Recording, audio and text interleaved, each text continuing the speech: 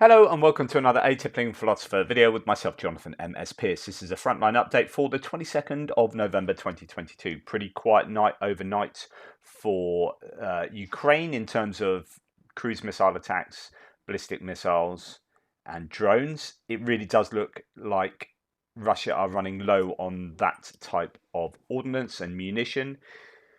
This is challenged quite often by people saying, well, they still keep finding these and using them every so often. But I think because it's punctuated, those attacks, I think it seems to me like they're waiting to get those stocks in, getting them from Belarus, from all sorts of different places, then hitting them, hitting Ukraine with them, and then waiting to get them in again, and like using up those strategic stocks. Because if like Ukraine is on its feet in terms of the energy infrastructure, and if Russia was to hit them on consecutive nights, like the last big attack was really not followed up, like Ukraine would be in serious trouble. And I'm fairly sure Russia would be doing that if they could, but they don't seem to be doing that. And so you wonder whether they do have the stocks of missiles that some pro-Russian advocates are claiming, but a lot of people in the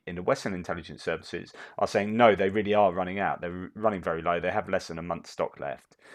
And then, given that understanding, are they thinking, well, we can't use them all up? What if we get into another war with someone else? We'll have no missiles. We'll just use them for these big retaliations for things like Kherson. Us losing Kherson, we need to get the PR back, so we use them, but we can't use any more than that because we just don't really have them, or we'll use up the last of our stocks, and that is really dangerous.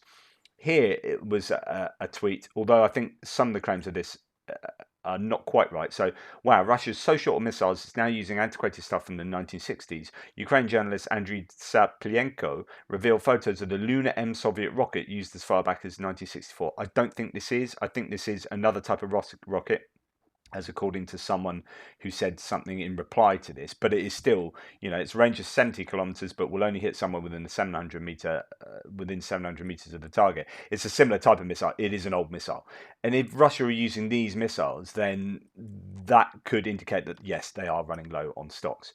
Okay, let's look at numbers. They've ticked up slightly from yesterday. So 400 men, it was in the 300s yesterday. 3 tanks, 5 APCs, 12 artillery systems. The artillery systems for me is an important one. They really, Ukraine, if they want to, eat into Russia's ability to damage them, then they need to be hitting the artillery systems. These are the things that are just giving constant barrages across the lines. What else can we say? The weather prognosis not changed. Rain in the north, dry in the south. So drying up in the south is useful. Rain in the north is not good. But it's I think it's warm enough, but the rain is not a good sign. Just to let you know that Mykhivka near Donetsk, which is where I reported on this, I think 2 days ago, about these fuel tanks that were hit. That is important, and it's important that Ukraine keep hitting these places on railway lines, such as fuel tanks on railway lines. So Mykhivka, I think you can see it there. That's where that was hit, on that railway line there. And in fact, I've got that on my larger map. We'll come to that later when I get there. But that is a sort of thing that's going to be very useful for Ukraine, taking out the fuel, but also taking out the railway tracks as you do it. Overnight, last 15 to 20 minutes, so this was last night, last 15 to 20 minutes, attacks, explosions were reported in occupied Oleshki, Kakhovka, Skadovsk, so on and so forth, all of these places south of the Dnipro River. So the HIMARS are very active, the artillery is very active, and other GMLRS systems. Yes. Ukraine seems to conduct a widespread attack on occupied Kherson territory, and that would have been happening all up and down the lines, of course, as well. So there we go. Let's get on to just a little bit of strategic talk before we go on. And I will talk about this at much greater length in the next video. But this is the call for greater range weapons. This thread is really interesting by a chap called or a handle called Tatarigami _UA. It talks about these accumulations of Russian forces, such as here, So this is near the Jankoy airport that was hit the other night, well into Crimean territory. So it leaves you wondering exactly what they used to do that. But this is nearby that, which is a combat vehicle repair facility near Jankoy. While the destruction of HQs and ammo depots might seem obvious, the destruction of maintenance and repair facilities is crucial too, as it denies the ability to restore the combat readiness of mechanized and motorized units. So this would be if the Ukraine had things like ATACMS. Look at all of that stuff that you could take that all out, right? They know it's there, and the problem is they know of all these places. Supply depot, another lost opportunity to strike. The enemy was keeping approximately 60 vehicles of different types, armored and cargo trucks, AFVs. Destruction of this base would equal the elimination of one regiment's armor. Just there are so many opportunities missed, and here's an open source intelligence source saying, look, we know where all these places are.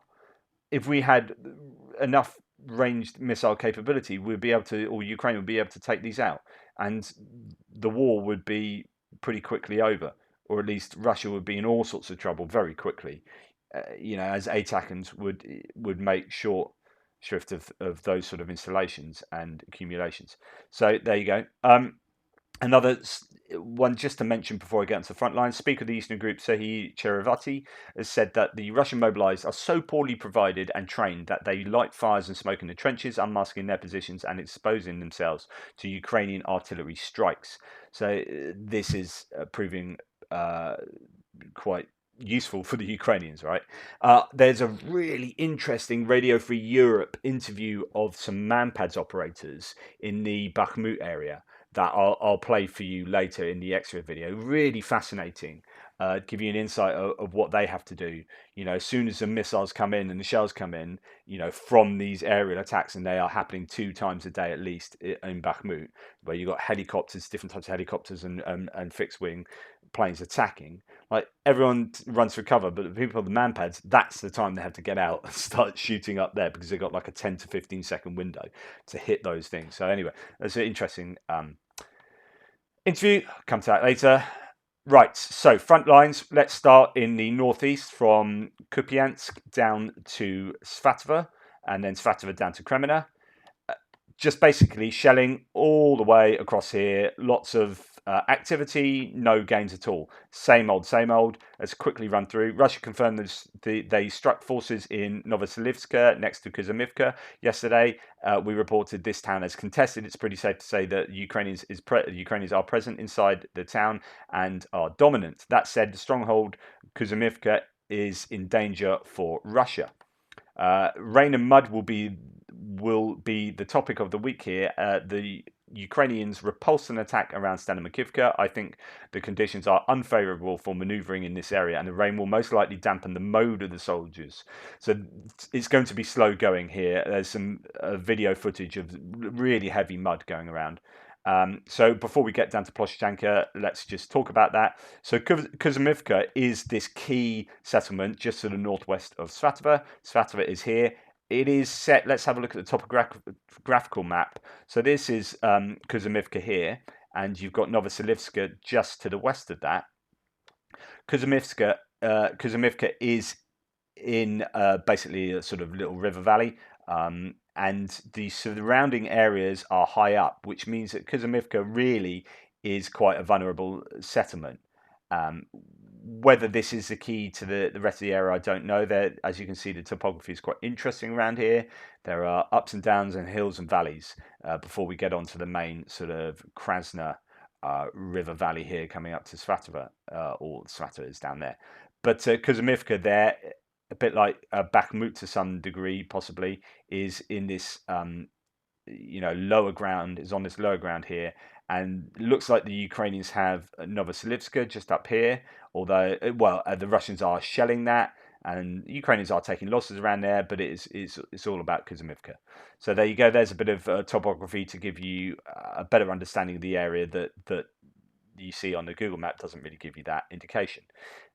But yeah, it's all very tough around here. Novomykhailivka, some shelling around there. Kolomichika, so on and so forth. So lots of activity.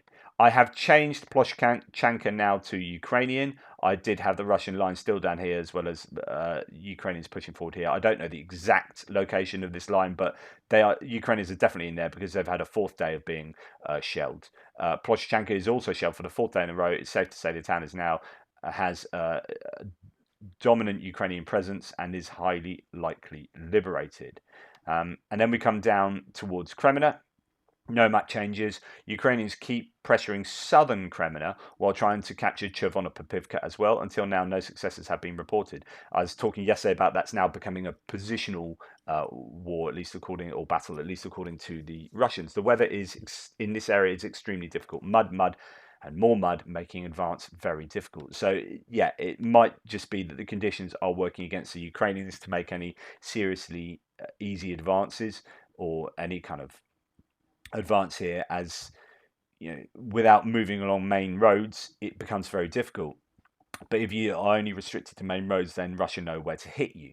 So, you know, if you're thinking, right, let's move towards Krasnoyarchensky here, well, it's so muddy that we can't use anywhere but this road, then all the Russians need to do is point their artillery, keep their drones flying above this road, and there's nothing much the Ukrainians can do. They'll just be sitting ducks. So the weather is hugely important. And this is what has long been said, that, you know, spring and autumn are the worst times to be doing maneuvers, as the Russians found out to their expense in February and March at the beginning of the campaign. They just attacked at the wrong time.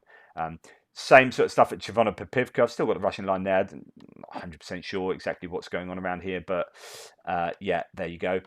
Shelling around there too, pinning the Ukrainians to a positional battle around here. Okay, Kreminna is interesting. So I'm going to do a little. Someone was saying in the Thierry, I think it was, in the comments to one of my last videos, that this is a really good area to attack possibly. So there's talk that the Ukrainians have control of pretty much most of this forest. I've kept this as a grey area here, but the forest by and large is under Ukrainian control. I haven't heard about Dobrova for the last few days, but last I heard was the Ukrainians have recaptured that.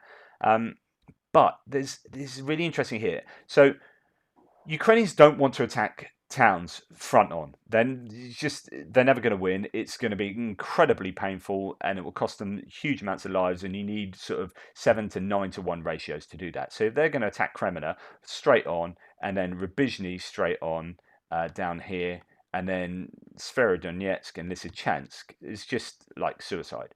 But what you can do is use this forest to your advantage here. So there is, if we look closely at the east of Kreminna, so you've got Kreminna here, and as it comes round, you've got all this sort of forested area with, you know, rivers and oxbow lakes and all sorts in here, and the Krasna River coming up here.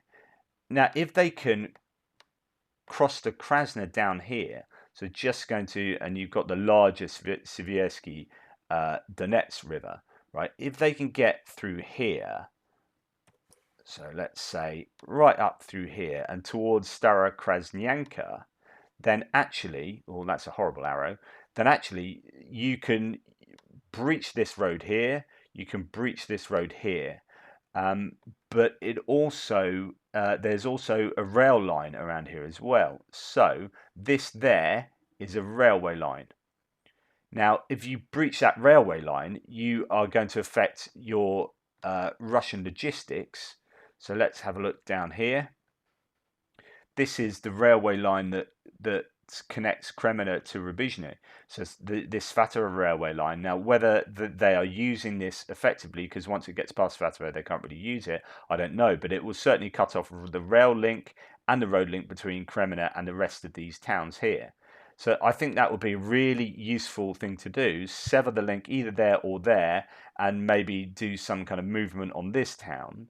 And then you are suddenly, you know, being able to do this encirclement that I keep talking about. So from Chervonopopivka, the Ukrainians don't want to attack Kreminna front on, but as some kind of encirclement is possible. Like, these are sort of conurbations, but there is some space between Kreminna and these other towns. Of course, this means that if the Ukrainians were here, or even in this town as a whole, or if they break across here, then they are vulnerable from attack from Rubizhno, of course. So as enticing as this may be, they are always vulnerable to being attacked from the rear, flanked over there. But certainly coming out, having the cover of this forest, coming out and severing the logistics, the ground lines of communication would be really, really useful for the Ukrainians here. I mean, it's an interesting landscape around here. Lots of sort of forest. I don't know. There's water. I don't. There's a river to contend with. So it could well be difficult terrain to negotiate, but there's certainly lots of options around there. So anyway, that could be part of this Ukrainian move into the forest there. It could be part of their rationale. Right, let's move further down south. Just on this area that I've been talking about, up around here, Kreminna, maybe down to Bakhmut, this kind of northeastern area of the eastern front line, coming into the Kreminna up to Svatove front line. The ISW is worth referring to. It's fairly interesting stuff here. The Russian forces continue to defend their positions along offensive lines and reinforce rear areas in Luhansk Oblast with demoralized troops from the Kherson withdrawal on November the 20th and 21st. The UK Ministry of Defence reported the Russian forces continue to prioritise constructing defensive positions in eastern Ukraine. Russian official sources claim that Russian forces are steadfastly holding the defence along the Svatove Kreminna line on November the 20th and 21st. Ukrainian and Russian sources reported that Russian forces also fortified defences by building Dragon's Teeth along the front line in the Svatove direction and near Popasna, Luhansk, about 47 kilometres south of Kreminna.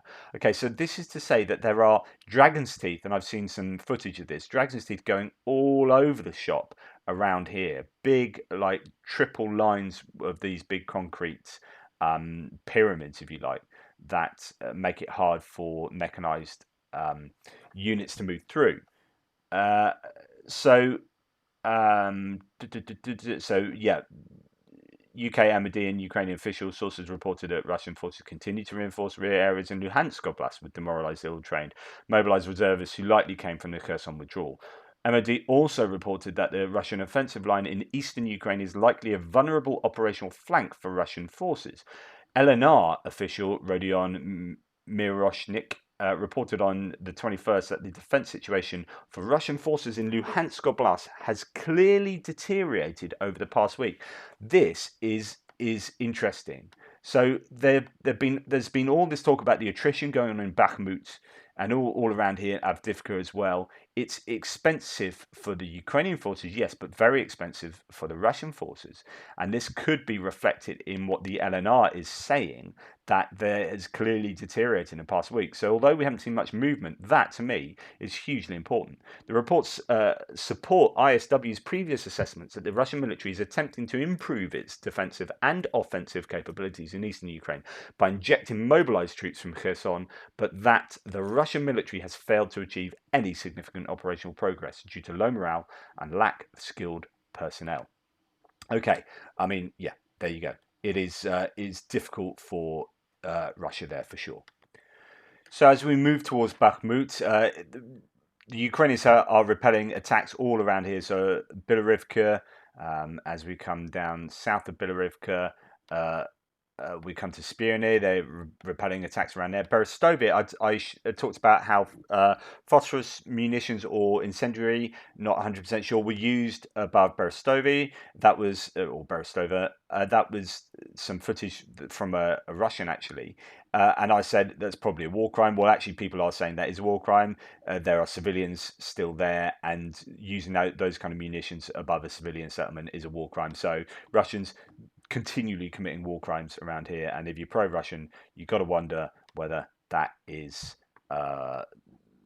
why you're supporting them. Interesting, there are claims about a Ukrainian war crime for over the last few days. I'm going to talk about that in the extra video, so tune in for that if you want to hear what I have to say on that. Okay, so there's lots of activity going on all around here, from this southern Bilohorivka all the way down through Yakovlivka, Solidar, Bakhmutsky, and on to Bakhmut. So what I'm going to show you this very quickly. This is Andrew Perpetua talking about the Russian plans for Bakhmut. Plan A, attack Bakhmut, status failed. Plan B, go around Bakhmut, status failed. Plan C, attack Bakhmut, status failed. Plan D, go around Bakhmut, status failed. Anyway, he does this on and on and on and on until he gets to plan AH, go around Bakhmut, status failed. Plan AI, attack Bakhmut, status failed. Plan AJ, go around Bakhmut, status underway. That pretty much sums up Bakhmut. I know it's a bit, flippant, but that tells you all you need to know about what the Russians are trying to do in Bakhmut, which is attack it head on. Oh, that fails. We'll go around it.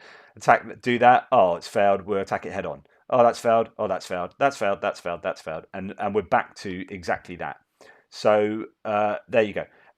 No report says no map changes. Russia has increased its attacks on Yakovlivka, so that's north of Bakhmut, and Bilohorivka throwing in more forces, just to remind you. So this is Soledar, Bakhmutsky, Bakhmut down here. You've got Yakovlivka here and Bilohorivka there. So they are trying to do the go around the sides effort again. Okay, the meat grinding in Bakhmut and Soledar continues. Russia doesn't remove the dead from the battlefield, so there's footage of just loads of Russian soldiers littering the battlefield. It's pretty shocking. The Ukrainians, so no report says, have pushed back the Russian forces a bit near the Opitny-Zaitsevi axis. So this is going down here. This is Opitny to Zaitsevi. The Ivanograd is under Russian control, and they seem to be creeping into Opitny, so perhaps the Ukrainians are pushing back there. However, there's also claim that from the Ivanograd sort of axis around here, that that's probably the wrong color. Let's try and be at least a little bit consistent. So that the Russians are from around here attacking towards Klishchivka. So that is happening again today, and probably from Zaitsevi as well. So let's have a look, see what the ISW says about that here. So Ukrainian General Staff saying that it's all going on around here, all the places we said before.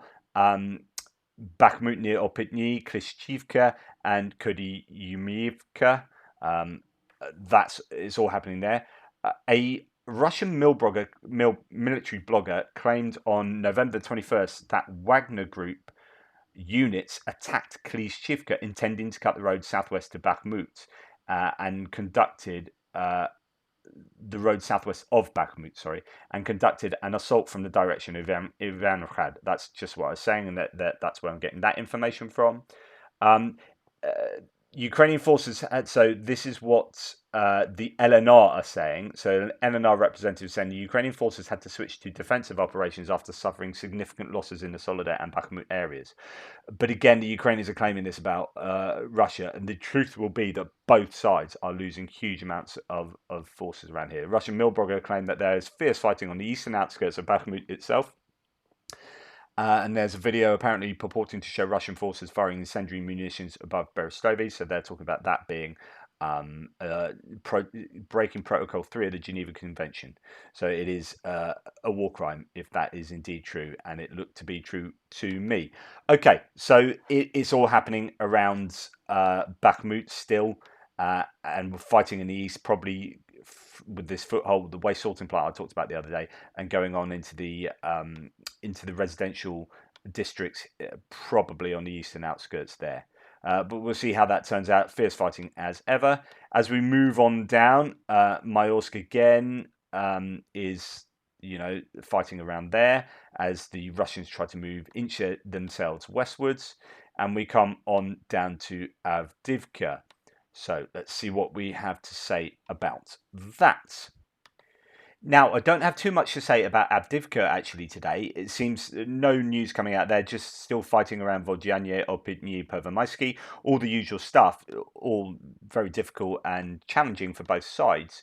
But actually, there's quite a lot of activity going on south of Avdivka, and I guess southwest of Donetsk. Marinka particularly here.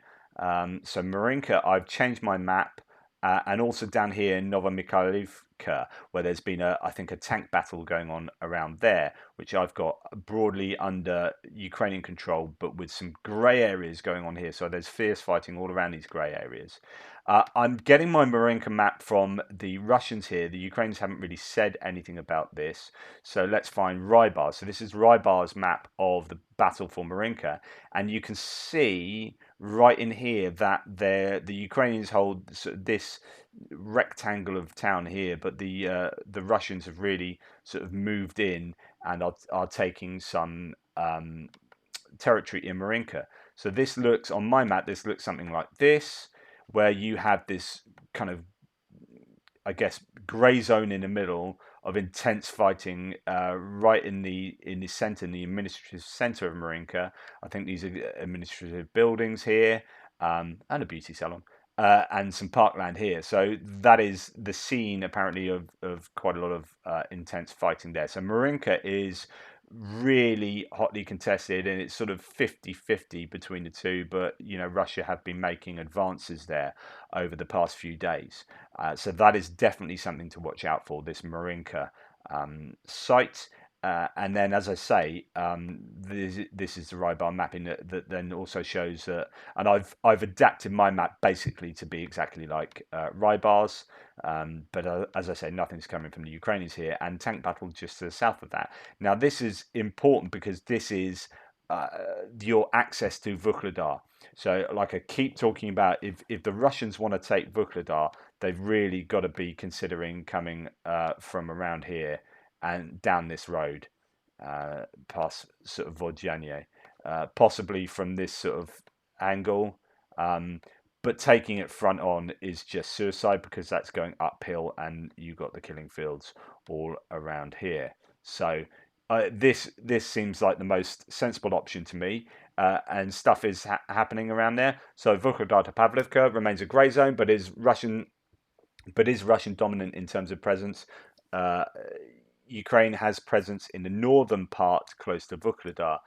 Fighting is ongoing in Pisky, Marinka, and Novomykhailivka. As I've just said, Russians still try to flank the Ukrainians in Vuhledar. So that's basically what I've just been talking about, and Defmon says similar things. Even if it's not reported, heavy fighting is going on around Pavlivka. Russian attempts to gain control over Pavlivka gets crushed by the air view artillery coordinated from the high ground around Vuhledar. The air view repulsed attacks around Novomykhailivka, Marinka, and Pervomaisky. So exactly what I was saying there, as they're trying to flank. Goodness, right, okay. So I've just been talking about this area here. And there's been all these different talks about, you know, Ukraine amassing troops in the Zaporizhia area, maybe in the southern Donetsk area of the line here for an advance down to Mariupol, Berdyansk, Melitopol, or down to the coast and round the side along the coast here towards Crimea, so they can evade getting into heavy fights in cities. Well, apparently, Russia is moving equipment from the Mariupol area, which came from Kherson, towards Zaporizhia.